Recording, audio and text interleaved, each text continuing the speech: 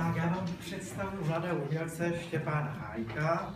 Štěpánek mě chodí od listopadu a když mi pan profesor vysvětloval didaktiku a pedagogiku, tak přirovnával hru na dechový nástroj k takovému artistovi v cirkuse, který musí zvládat. Stojí na jedné noze na provaze, v druhé ruce žongluje, tady má kruhy, na nose mu tančí ještě talíř, protože ten dechař musí zvládnout jednak nasazení jazyka, prstoklad, dech, čtení not, rytmus, to je hned 5 věcí najednou.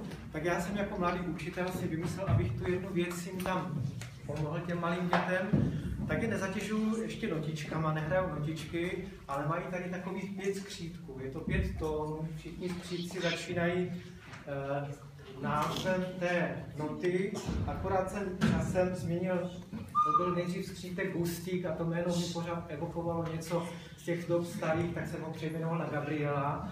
Jinak oni je zvládají, já vám ukážu, Štěpánku, musíš nahlásit a vždycky řekni, který to je skřítek, a to ukážu, jak se jmenuje. Ještě ho nehři, jenom řekni, jak se jmenuje. Adam. Tento. Honzík.